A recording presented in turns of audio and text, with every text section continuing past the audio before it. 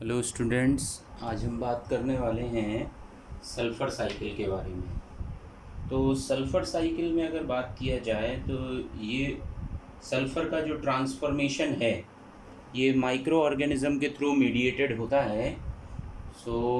इसमें जो mediated by the micro organism, जिसमें कि कुछ स्पीसीज़ जो हैं वो ऑक्सीडाइज़ करती हैं कंपोनेंट्स इन सल्फ़र कंपाउंड्स के लिए और कुछ रिड्यूस करती हैं।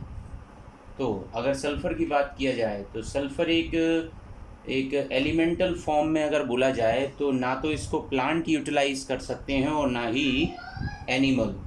तो अगर हम बोलें तो जो सल्फ़र की जो पूरी साइकिल है, माइक्रोबियल जो ट्रांसफॉर्मेशन ऑफ जो सल्फ़र के कंपाउंड्स होते हैं उनमें कहीं ना कहीं नाइट्रोजन जो है एक काउंटर पार्ट के जैसे एक्ट करता है।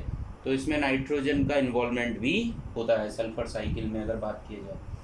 तो अगर कुछ प्रोसेसेस में अगर हम बात करें तो सल्फ़र जो है तो सल्फाइड और अमोनिया, इनका रिडक्शन प्रोडक्ट जो है ये ऑर्गेनिक कंपाउंड्स में बदलते हैं और इनको फिर बाद में जो अगर बात किया जाए इनको ऑक्सीडाइज भी किया जा सकता है कई बैक्टीरियल स्पीसीज़ की मदद से। पूरी सल्फ़र साइकिल में यही सब प्रोसेस होती रहती है। तो कहीं रिडक्शन होता है, कहीं पर ऑक्सीडेशन प्रोसेस चलती रहती है।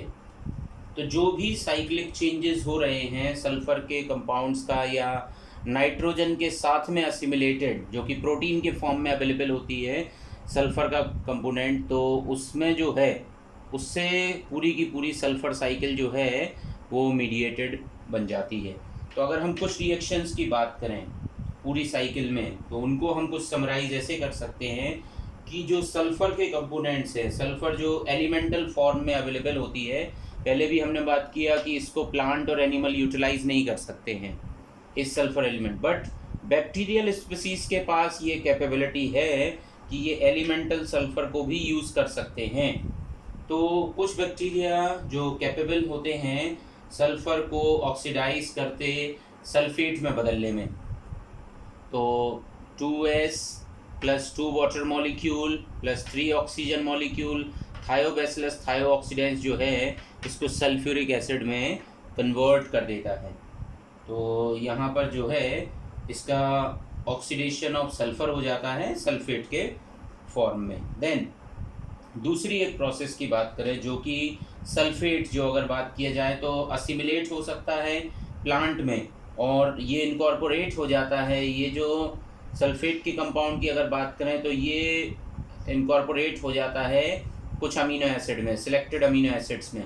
तो सल्फ़र कंटेनिंग अमीनो एसिड जो है जो कि है सिस्टीन, तो हम अगर सिस्टीन से डिस्क्राइब करें जो कि प्रोटीन में आ चुका है, तो डिग्रेडेशन ऑफ अगर प्रोटीन होगा, प्रोटियोलिसिस होगा, तो इसमें तो बहुत सारे बैक्टीरिया हैं, हेट्रोट्रॉफिक बैक्टीरिया जो कि इस सल्फ़र कंटेनिंग अमीनो एसिड को डिग्रेड करने में कैपेबल होते हैं। वो कई सारे हेट्रोट्रॉफिक बैक्टीरिया होते हैं।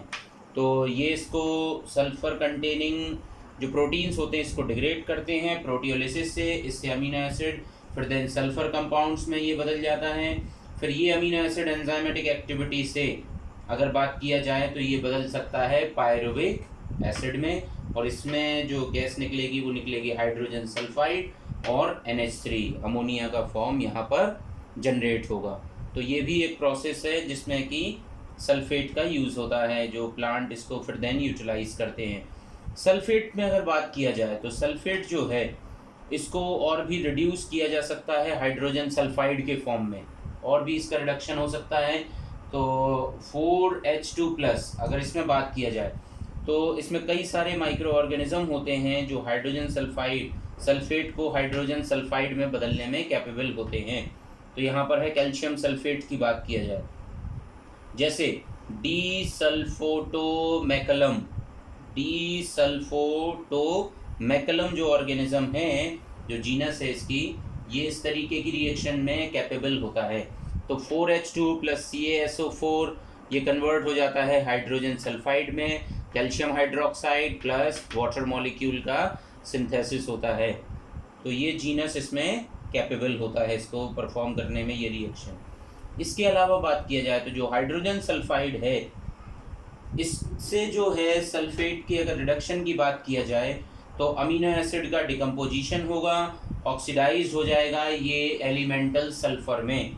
ये प्रोसेस भी हो सकती है, फिर से दोबारा इसको एलिमेंटल सल्फर में कन्वर्ट किया जा सकता है। तो ऐसी जो प्रोसेस है, किस तरीके की प्रोसेस, जिसमें कि हाइड्रोजन सल्फाइड की जो रिजल्टिंग अगर बात किया जाए तो सल्फेट का रिडक्शन होगा, अमीनो एसिड का डिकम्पोजिशन हो सकता है, और ये इस डिकम्पोजिशन से जो है एलिमेंटल सल्फर जो है वो फॉर्म होती है by the process of oxidation process से ये प्रोसेस हो जाती है। देन तो यहाँ पर अगर बात किया जाए तो इस तरीके की जो रिएक्शन परफॉर्म होती है, इस तरीके की रिएक्शन को परफॉर्म करने वाले कुछ फोटोसिंथेटिक सल्फर बैक्टीरिया ऐसी रिएक्शन परफॉर्म कर सकते हैं। तो लाइट की प्रेजेंस में और सल्फर बैक्टीरिया जो है यहाँ पर ये रिएक्शन परफॉर्म कर सकते हैं। तो यहाँ पर जो है इस तरीके की रिएक्शन परफॉर्म हो सकती है इसमें। तो यहाँ पर एक्चुअल में बन क्या जाता है, कार्बोहाइड्रेट का सिंथेसिस होता है, CO2 + H2S, और यहाँ बन जाएगा carbohydrate, water molecule plus elemental sulphur. तो इस तरीके की प्रोसेस ये हो जाती है। देन अगर हम बात करें यहाँ पर, तो जो पूरी लेबोरेटरी टेक्निक में अगर बात करें तो एक साइंटिस्ट हैं विनोग्रेडेस्की, उन्होंने एक सल्फ़र के मेटाबोलाइजिंग बैक्टीरिया के लिए जो बात की, उन्होंने फैसिलिटेट किया था isolation of various sulphur metabolising bacteria के लिए, और एक कॉलम शो किया इसके लिए कि कौन सा बैक्टीरिया की प्रेजेंस कहाँ पर होती है। नॉन सल्फ़र पर्पल बैक्टीरिया जो टॉप ऑफ दी सरफेस पर मिलेंगे, फिर purple sulphur bacteria, green sulphur bacteria. तो इस कॉलम को यहाँ पर इन्होंने रिप्रेजेंट किया, किसने, विनोग्रेडेस्की साइंटिस्ट ने। तो ये कॉलम क्या शो कर रहा है, localisation of sulphur metabolising bacteria जो हैं उनका एक सीक्वेंशियल डेवलपमेंटल प्रोसेस के लिए। तो ये है विनोग्रेडेस्की कॉलम, यहाँ पर लाइट की प्रेजेंस है और इसको क्लोज किया गया है, अपर सरफेस पर वाटर है। देन रस्ट कलर्ड जोन में जनरली जो होते हैं वो नॉन सल्फ़र पर्पल बैक्टीरिया की प्रेजेंस होती है, जबकि रेड जोन में अगर बात किया जाए तो यहाँ पर होते हैं पर्पल सल्फ़र बैक्टीरिया। और यहाँ पर एक्चुअल में डिग्रेडेशन किसका हो रहा है, जिप्सम का। जिप्सम जो है वो calcium hydroxide plus plant parts भी वहाँ पर ऐड किया गया, और मड को भी ऐड किया गया यहाँ पर। देन तो इस रीजन में यहाँ होते हैं ग्रीन सल्फ़र बैक्टीरिया। तो यहाँ इसकी प्रोसेस से जो डिग्रेडेशन होता है, सल्फेट के कंपाउंड का degradation, sulphur elemental sulphur, sulphate, और फिर इस तरीके से ये पूरा कॉलम बनाया इन्होंने। देन जिसमें कि क्या रिप्रेजेंट किया गया है, सल्फ़र मेटाबोलाइजिंग बैक्टीरिया के लिए उनके लोकलाइजेशन के बारे में बताया गया है।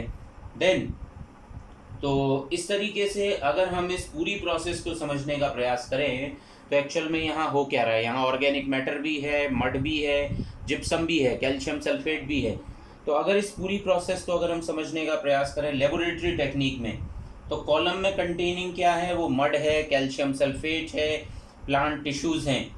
तो प्लांट टिश्यू कैसे बिहेव करेंगे, कार्बोहाइड्रेट एज और सेलुलोज का कंपोनेंट उसमें होगा, वाटर भी है, और डे लाइट में इसको एक्सपोज किया गया है और रूम टेम्परेचर पर इसको इंक्यूबेट किया गया है इस पूरे कॉलम के लिए।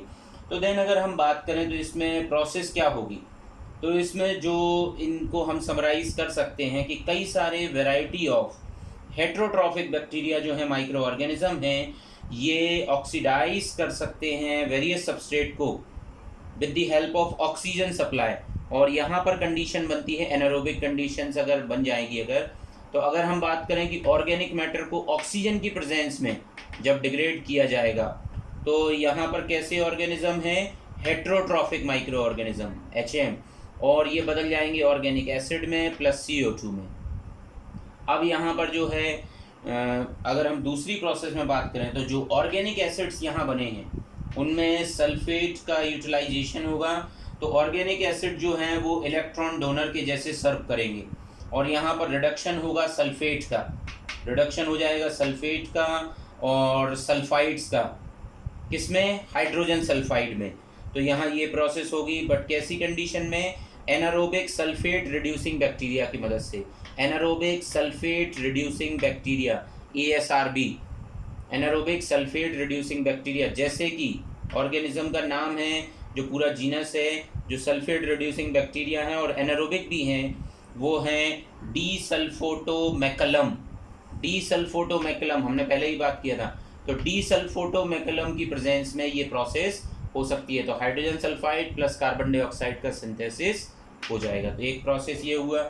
तीसरी प्रोसेस की अगर हम बात करें जो यहाँ पर होगा, तो यहाँ पर फोटोसिंथेटिक माइक्रो ऑर्गेनिज्म की प्रेजेंस में, क्योंकि सनलाइट है, जैसे कि पर्पल ग्रीन सल्फर बैक्टीरिया जैसे क्रोमेशियम, क्लोरोबियम, इन बैक्टीरिया में ये कैपेबिलिटी है कि ये फोटोसिंथेटिक माइक्रो ऑर्गेनिज्म तो है ही, ये यूज़ करते हैं हाइड्रोजन सल्फाइड को इलेक्ट्रॉन डोनर के फॉर्म में टू रिड्यूस कार्बन डाइऑक्साइड। किसके फॉर्म में? H2S प्लस कार्बन डाइऑक्साइड, ये बदल जाते हैं कार्बोहाइड्रेट के फॉर्म में। तो ये प्रोसेस यहाँ पर परफॉर्म होती है। दूसरे बैक्टीरिया जो और एक और रिएक्शन परफॉर्म कर सकते हैं जो हैं एयरोबिक सल्फर मेटाबोलाइजिंग बैक्टीरिया, जैसे थायोबैसिलस। ये रिएक्शन जो यहाँ स्पीसीज ये परफॉर्म करती हैं, तो अगर हम बात करें तो रिड्यूस सल्फर कंपाउंड किस में बदल जाएंगे? ये यहाँ पर बदल जाएगा सल्फेट में, और एक्यूमुलेशन ऑफ एलिमेंटल सल्फर भी यहाँ पर हो जाएगा।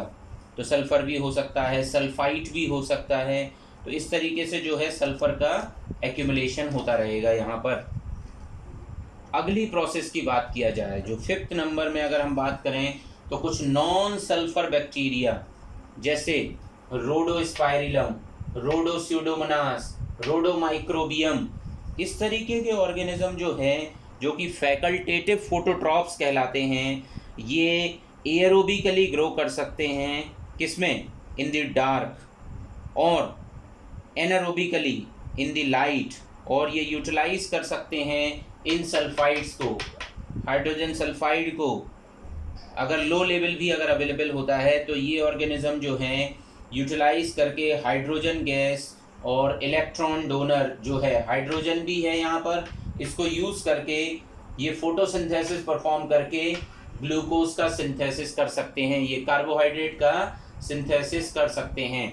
तो CO2 plus H2S, CH2O whole X, then plus sulphur CO2 plus 2H2, यहाँ पर भी कार्बोहाइड्रेट का सिंथेसिस हो जाएगा, प्लस वाटर मॉलिक्यूल ऑर्गेनिज्म होंगे ये सभी रिस्पॉन्सिबल तीनों जेनेरा में।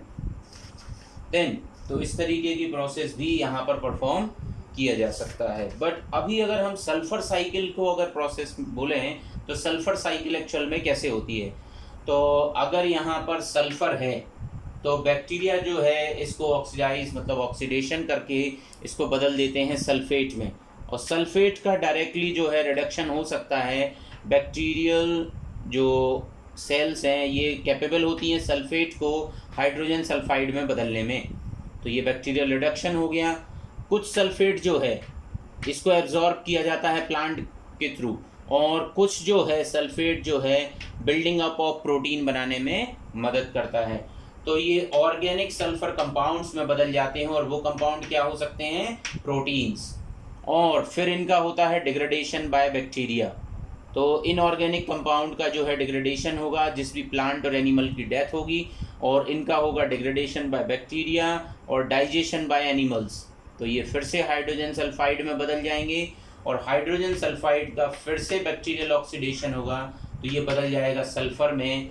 और सल्फर अगर डायरेक्टली चाहे तो इसका बैक्टीरियल रिडक्शन हो सकता है हाइड्रोजन सल्फाइड में। तो ये पूरी प्रोसेस जो है ये सल्फर साइकिल को रिप्रेजेंट करती है। और यूटिलाइजेशन की तो अगर हम बात करें तो सल्फर साइकिल जो है उसमें elemental sulphur ultimately organic form of sulphur में कन्वर्ट हो जाती है, और वो प्रोटीन में सिंथेसाइज हो जाती है, और ये कंटिन्यूस ये प्रोसेस चलती रहती है। तो ये पूरी है एक सल्फर साइकिल, जो ट्रांसफॉर्मेशन इसका बायोकेमिकल ट्रांसफॉर्मेशन होता रहता है सल्फर और सल्फर के कंपाउंड्स में। So this is sulphur cycle. Thank you.